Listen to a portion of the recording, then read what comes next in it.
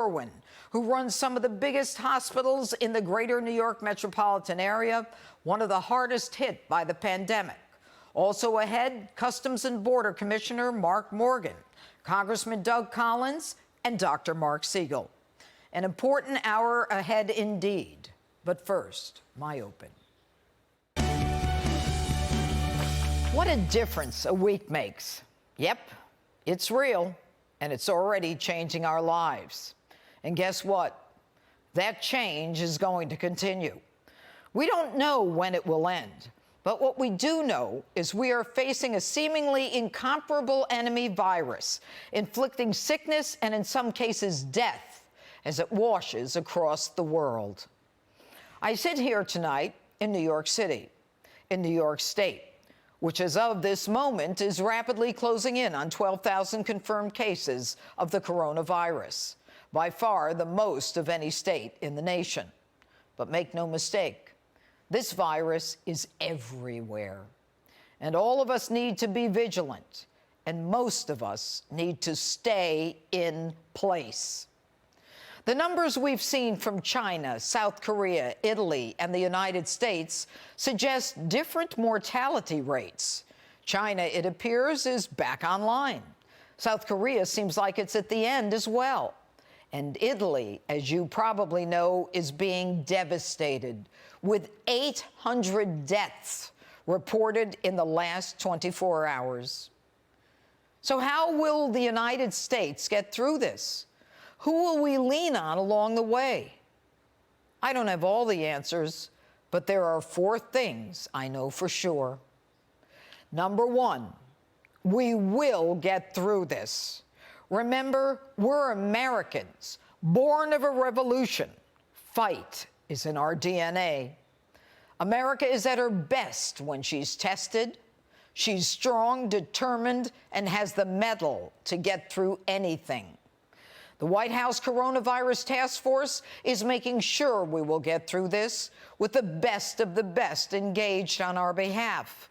A whole-of-government response is on this.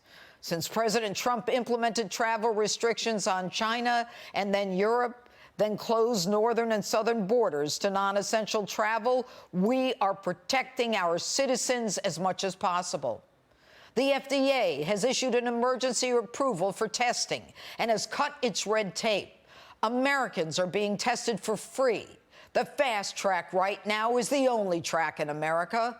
The president has brought together bank executives, insurers, pharmaceutical companies, airlines, and stores. Number 2, when we get through this, we will be stronger than ever. Economists agree that once this virus plateaus, as it has in other countries, our economy will come roaring back. President Trump signed an emergency coronavirus package, injecting $8.3 billion into the efforts to fight this outbreak. Tax day is delayed until July. Student loan payments are suspended for 60 days. There's a moratorium on FHA foreclosures. And this week's stimulus package will provide at least $1,200 per adult who makes $75,000 a year or less. All in an effort to get us to the point where we can be stronger when we get out of this.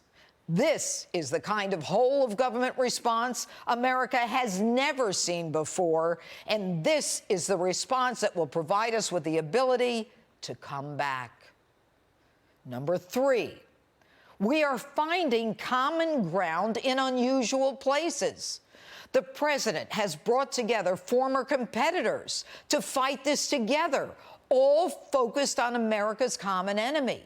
Companies and workers are volunteering even though they're suffering financially.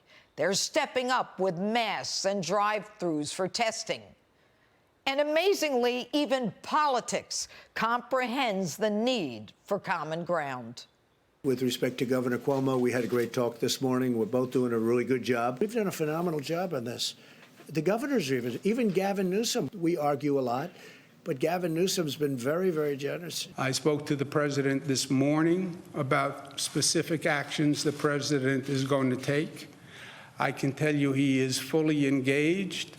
on trying to help New York. He's being very creative and very energetic, and I thank him for his partnership.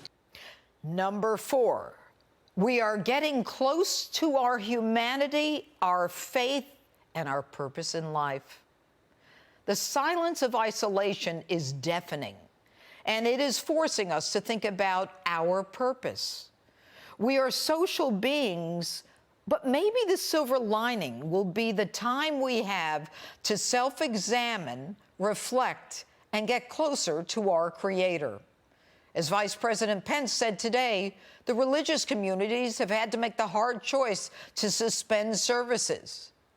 So maybe you can practice your faith by finding that senior citizen in your neighborhood who can't get to the store, who can't cook his or her own meals.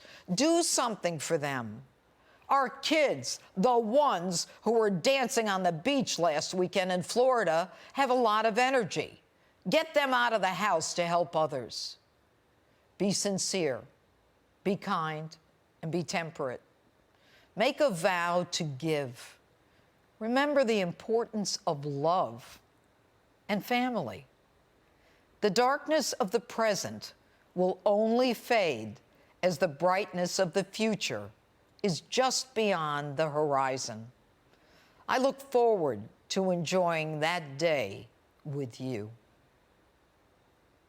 And that's my open. Let me know what you think on my Facebook and Twitter, #Judge Jeanine.